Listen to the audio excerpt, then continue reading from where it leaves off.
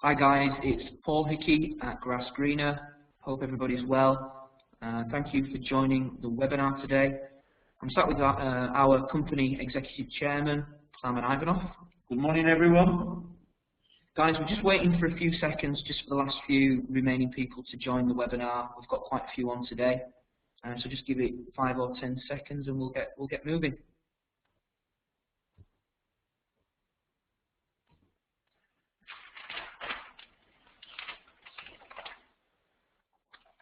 Guys, I'm looking for a volunteer to help me out today, just to make things a little more interactive. If somebody's prepared to do that, can you just type in the box, please?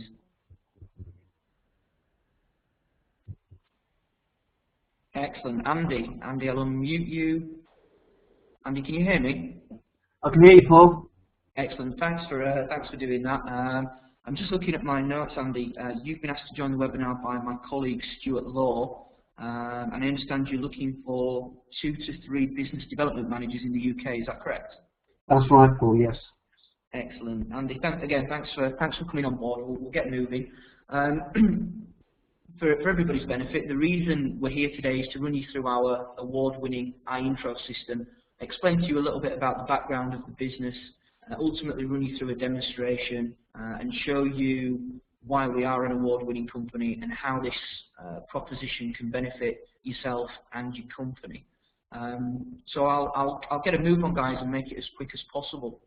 Andy, throughout the demonstration, I'll be asking you a few questions, but it won't be too intensive. So I hope there's no concerns. That's good to me, Paul. Thank you. Excellent. Thank you. Okay, so a quick introduction to Grass Greener for those who are not familiar with ourselves. We are an international company and we specialise in finding technical sales specialists and senior management teams predominantly across a number of industries. As I mentioned, we're an award-winning search and selection business. We have global coverage and we have offices throughout the EMEA and the APAC region as well as the US. The critical factor and the most important thing that I'm going to be talking about today is the fact that 96% of the candidates that we place remain within employment for 12 months or longer. Now, the industry average is below 60%, so that's actually a massive figure and something that we're very proud of.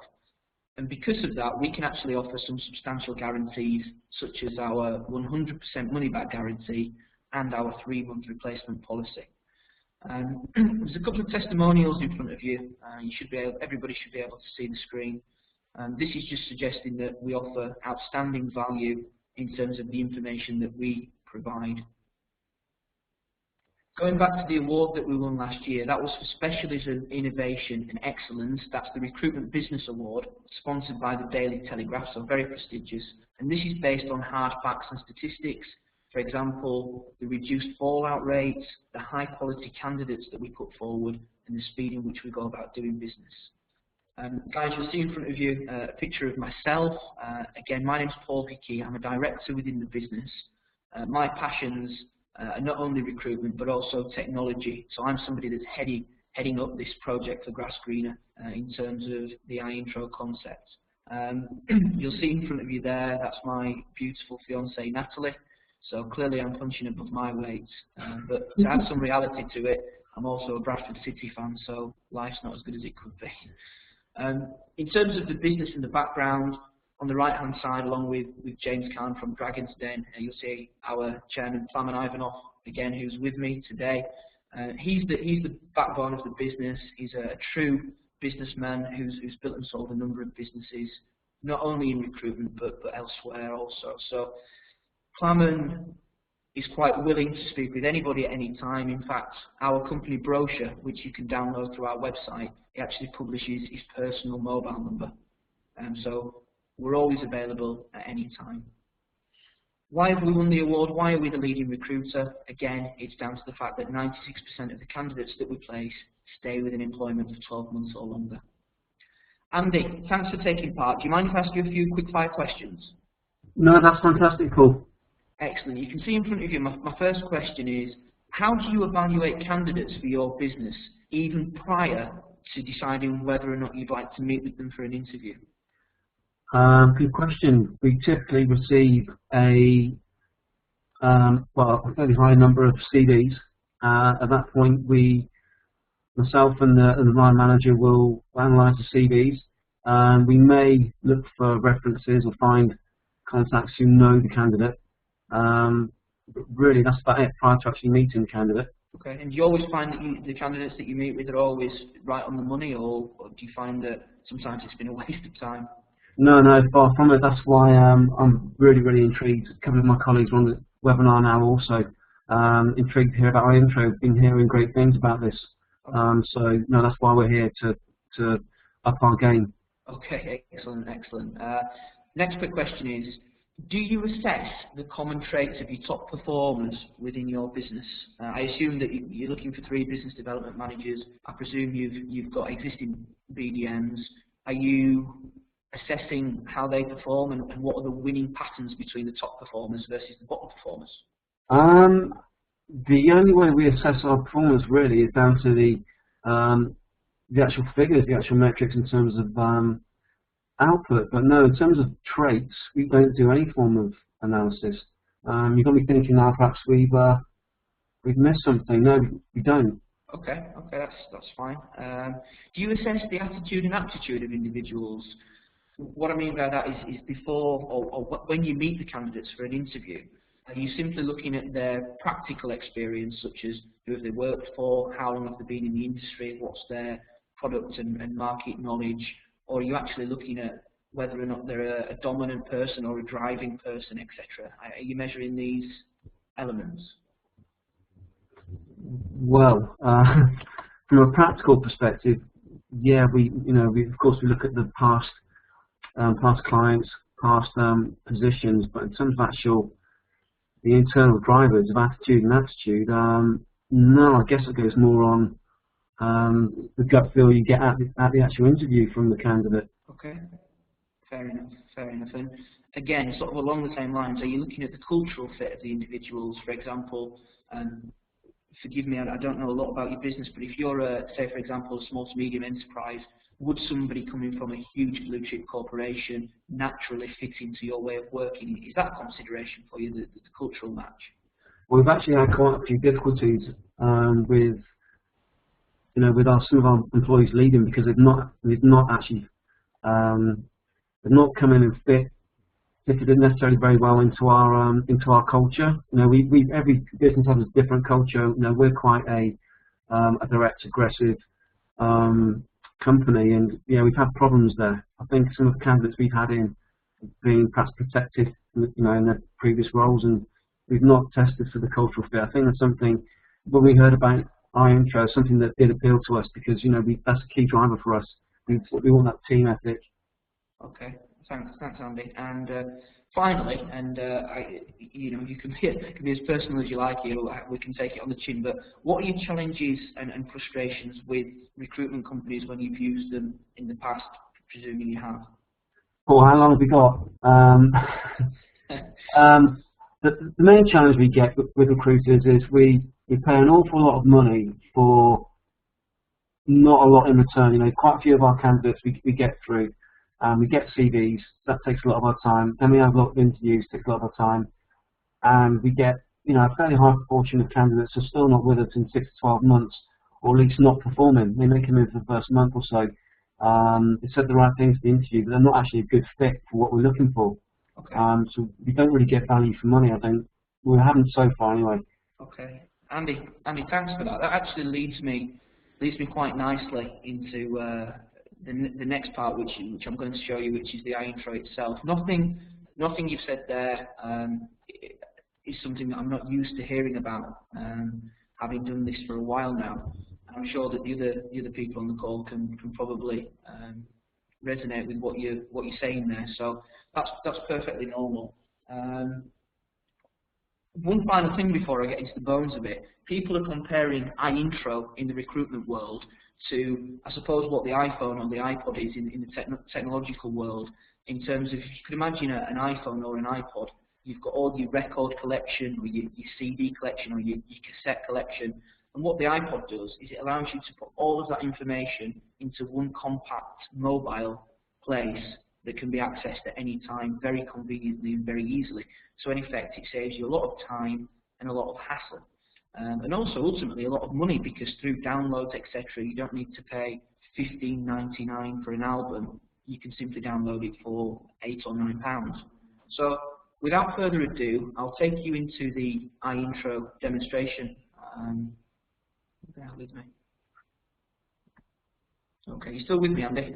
Go ahead. Yeah. Excellent. Okay, so just to give you a scenario, if you'd like to engage Grass Green to work with you on any particular project, we'd actually like to come and see you. We would sit down with you and any other stakeholders in the business to understand not only the culture of the business, not only where you've been, but where you want to go. And we would like to, say for example, it was one of your business development roles, we would want to know the specifics of the position. We'd also be looking to take away with us at least 4 or 5 key competencies that the successful candidate must be able to demonstrate in order to be a success within your business. Now, let's step forward 5 to 6 weeks. Without any further communication, unless absolutely necessary, we would send you and any other stakeholders in the business that are involved with the recruitment a web link. So you click on the link and it would open a page that looks very similar to what you see in front of you. So just to explain this, we've got a client landing page, so you'd find your logo and any other specific information about the business there. And on the right-hand side, you would get a short list of candidates, which I will come on to in a second. So in the client area, if we click on additional files, we'll have all our previous correspondence. So after the meeting, we will write back to you with our full understanding of the role. We will provide a job specification that we've worked on together, an advert if we need to advertise for any reason, and a number of other documentations right down to terms and conditions. One thing I want to go into here is the key competency questionnaire. So based on the 4 or 5 key competencies that we discussed that are absolutely essentials, we will create a questionnaire which will in turn be sent to the candidates that are on our long list at a later stage for them to fill in and complete. So as you can see, these questions are based around perhaps leadership style, negotiation skills, organisational skills, or even the current state of the market and what's their interpretation. So that's a very good tool to have. And that's something that we create with you, Paul? Absolutely. Well, if you think about a job spec, there'll be certain desirable criteria, like perhaps a second language would be an advantage but not essential. Yeah. But having the ability to create and close a deal would be an absolute essential skill and something, or competency, and something that you'd be certainly looking for and looking to measure when recruiting this person. Okay? Right. Does that make sense, Andy? That does, thank you. Wonderful. Okay. So, as mentioned earlier, you can see on the right-hand side a number of candidates. Let's click on Michael. You'll see that all these candidates are quite good looking. That doesn't always work out to be the case, but we try our best. You'll see in front of you a profile for Michael. Now, this is our interpretation of why you should be meeting Michael, what are his strengths, what are his weaknesses, and any further information that may not be on the CV itself. So our clients find that very beneficial. On the left-hand side, there are a number of separate links. You can see a larger photograph, or you can watch a video. So I'm just going to click on that and turn my speakers up for the benefit of everybody. Medium-sized distributor on the south coast of England. I have 7 years of experience in sales. My background involves launching new products into a variety of market sectors, organising, attending and following up on trade shows, and winning and looking after key accounts and overseas distributors. I strongly believe that people buy from people and always aim to be conscientious and genuine. I enjoy the challenge of selling new products into new market sectors and have a successful history of doing this. I love the company I currently work for. And I'm just going to stop that there for everybody's benefit. Hopefully you were able to pick up the most of that. Yep, loud and clear.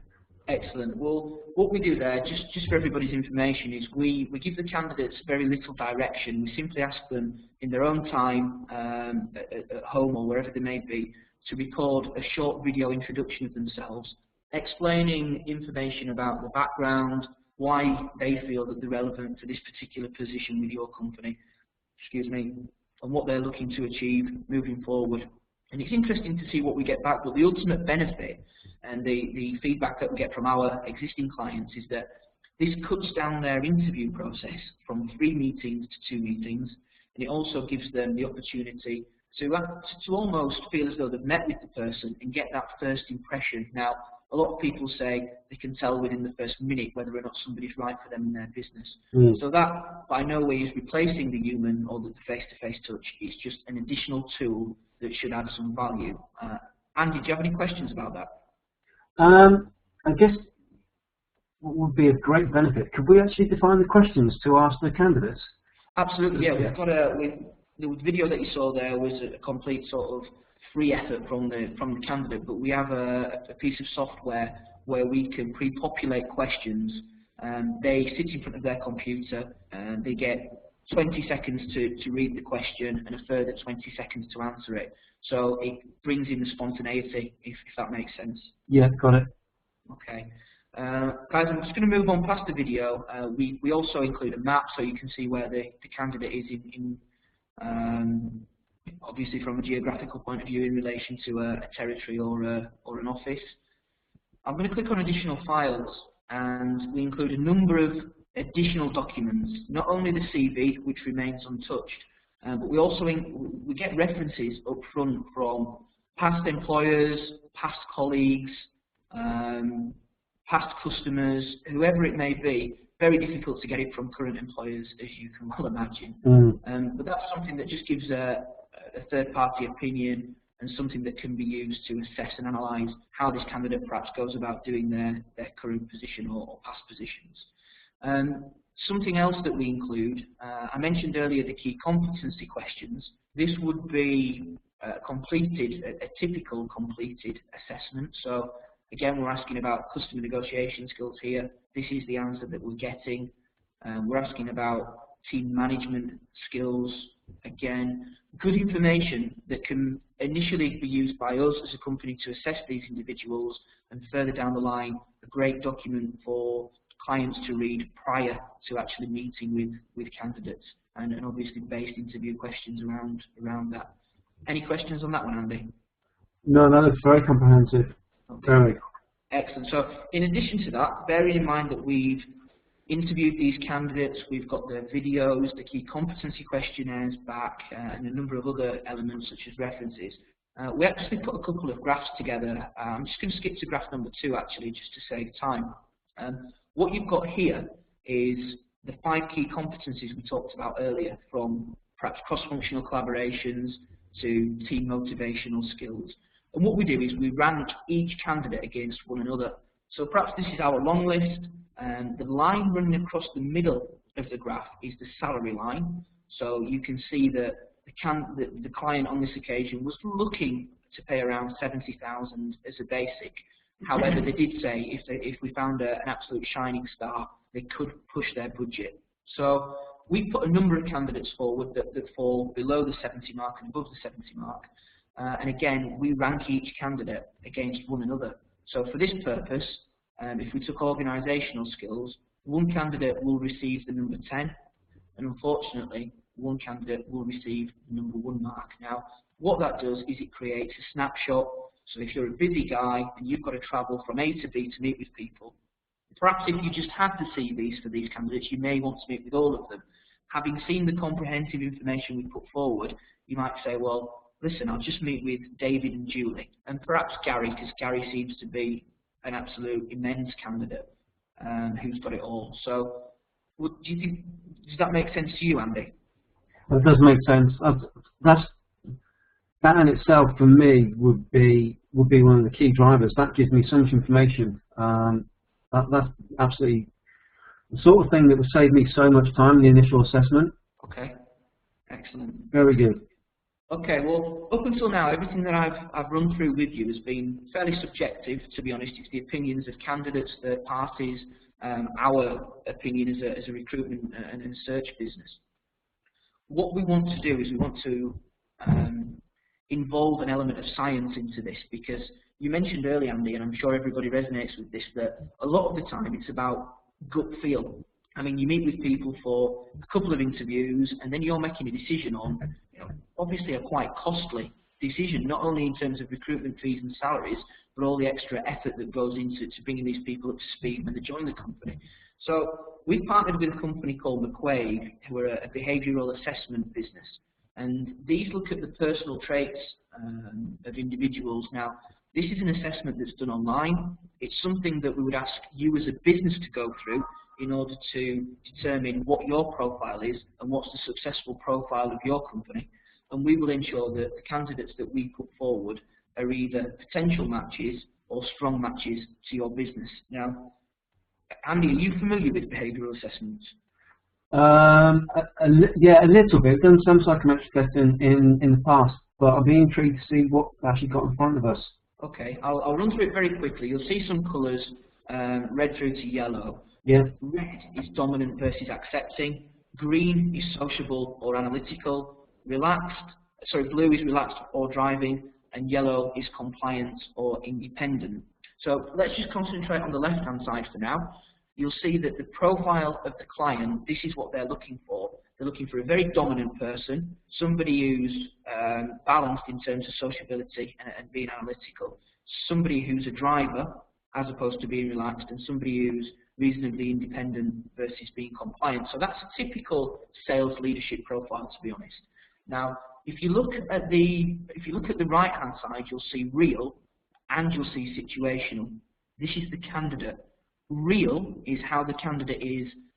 This is how they were born within reason. This is the personality profile that they've developed between being born and being about 10 years old. And you can tweak things, but not dramatically. So this is how the person is.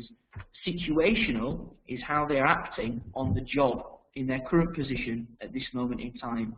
So you'll see it's not miles out. The main discrepancy is actually the sociability.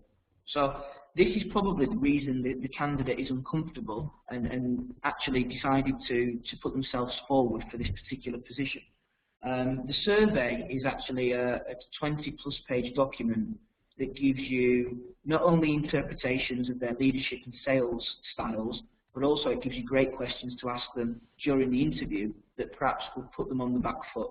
And you can see here a couple of questions as an example. So that's a very comprehensive and detailed document. I'm just going to show you something here for the benefit of everybody. You'll see that this candidate seems to fit very well with the profile. We had a situation where we had 3 candidates for one particular job. The client liked them all. They had great backgrounds. They had great product knowledge and market knowledge. And it just so happens that we had one candidate that wasn't a match, as you've just seen, one candidate who was a potential match, and this candidate that was a strong match. This candidate got the job, and sort of 9 months in, I believe now, is performing, in fact 6 months in, performing very well.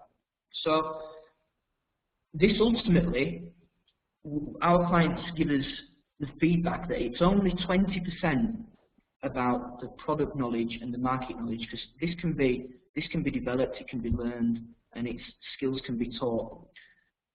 People's behavioural patterns are what they are, and if they don't match with the patterns of your company, inevitably things will go wrong in the future. I'm sure that everybody's employed people, they've got through the interview process. In fact, they might even be doing a great job for the company, but in 6, 9, 12 months, they end up leaving the company and everybody's left bewildered. That's because their cultural fit is not right for the company. Andy, do you have any questions about that?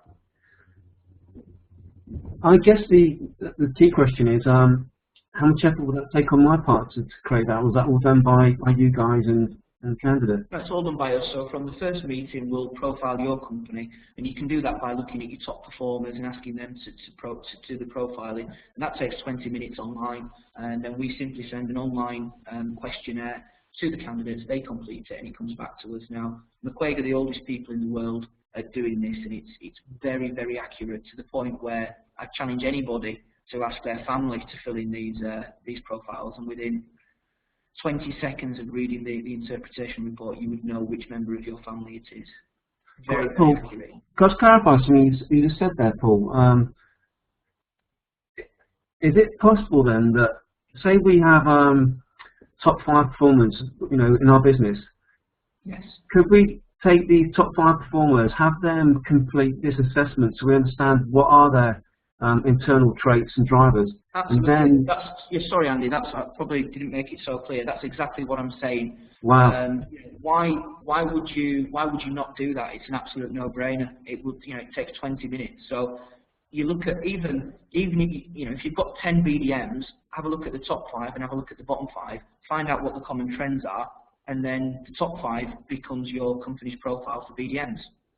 Got it. That's fantastic, Paul. Yeah, very powerful. It's a no-brainer. So I hope that everybody can see why we are being compared to Apple in terms of what we're doing there. So just to recap, Andy, on where we've been, under the client area, you get all of this comprehensive information. Under each candidate's profile, you get everything from the CV, video, the competencies, and everything else there. So my next question to everybody is, do you feel that this adds more value than simply receiving a handful of CVs? And I'm just going to open a poll. So if everybody could just click on the poll there, just to let me know whether or not you feel it adds value or not.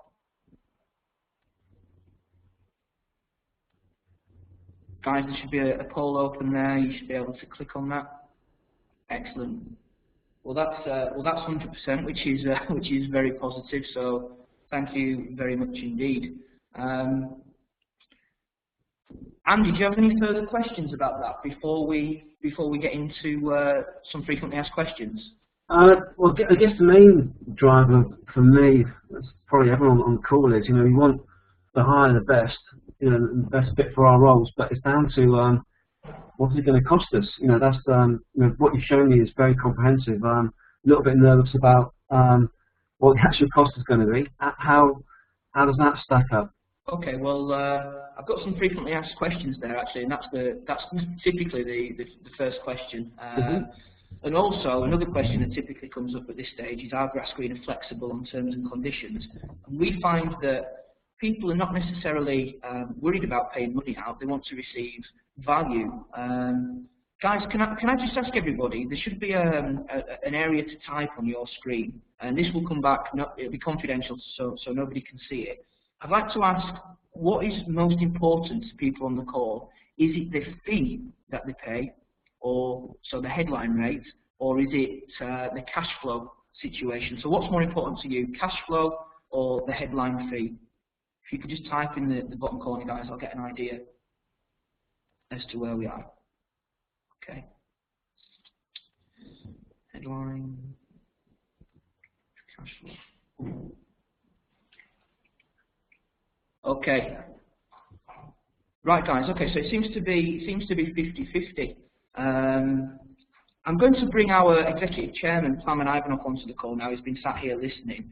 Andy, I'll ask if you ask that question again to Plamen, we could be able to give you a definitive answer, and then we'll wrap up the call. We'll wrap up the call from there, because I know everybody will be pushed for time. So I'll bring Plamen onto the call.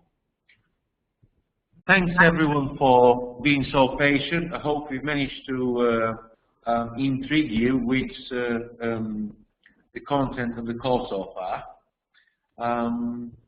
Andy, over to you. Ask any questions and we'll see if I can answer them for you. Hey, Plamen, yeah. Really liking what I saw from Paul. Iron Trade does look to offer, well, a lot more than we're currently receiving from our preferred suppliers. I guess the key question, Plamen, is what's it going to cost me? Okay. Before I answer this question, I just want to take you back 3 years ago in the history of Grass Greener. In 2009, we were doing exactly the same thing as most recruitment businesses were doing out there, and we've suffered similar consequences as most businesses experience when they're doing the same thing as everybody else. Firstly, our fees were the only bargaining power. So the only thing we could offer our clients is cheaper fees, which ultimately reflected on the quality of work that we could do. The second thing is, like we said earlier, we had, unfortunately, a similar retention rate with our candidates placed with clients as most recruitment companies. So we came to a point where we felt that change was needed and we need to do something that can potentially address the issue. So we started the high note approach. What is it that we need to do in order to improve our relationship with our clients and add value to them? And as a consequence of that, we spent almost 6 months of evaluating different circumstances and discussing these matters with clients and candidates. Consequent to that, we've come up with a couple of sort of summaries of topics. The first question was, why do we ask our clients, why do they use recruitment businesses for doing the work that in some instances they can do themselves, especially when it was based on just finding CVs and identifying candidates.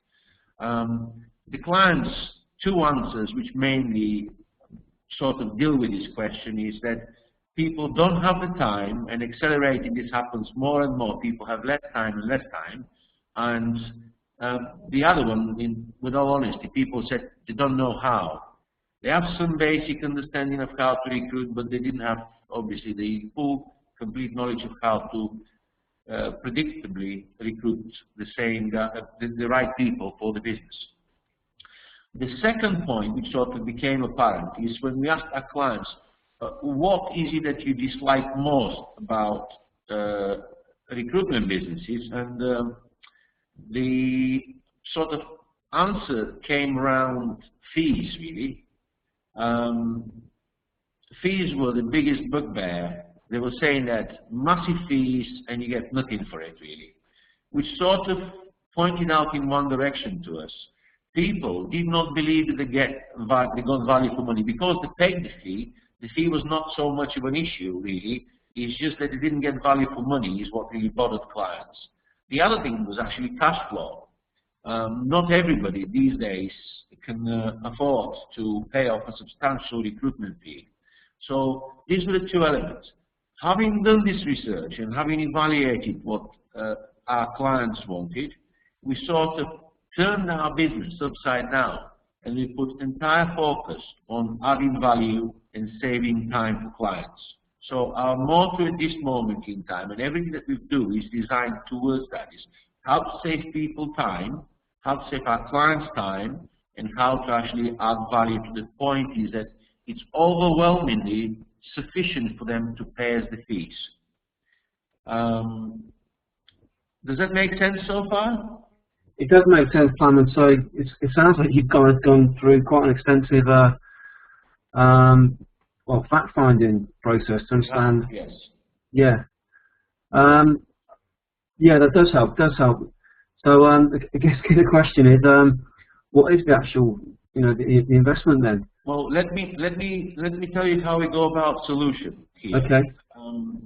We spend sufficient time with our clients to really understand what the requirements are, and our focus is ultimately to deliver long-term solution for clients. What we're looking is for recruitment partnerships with clients, and gradually we're working predominantly with companies and businesses that are looking to have the same outcome. So typically, to evaluate the level of fee that we will charge and the way we're going to charge this fee is determined based on your individual circumstances, i.e. the volume of recruitment work that's required, i.e. the number of roles, or the size of the project that you're looking to develop. Also, the other factor that affects it is the seniority of the roles, because obviously more senior roles demand more input, and there is a number of potential candidates that can fit this, so it requires more input. So these are the things that we take into account. Based on the above, we offer individually tailored solutions for each client that takes into account the time scale for each project and the budgets that the client has. I would not go into discussing specific solutions for yourself because it'd be unfair for other people and vice versa on yourself. I think if I can just interject there, guys, because I know everybody's pushed for time.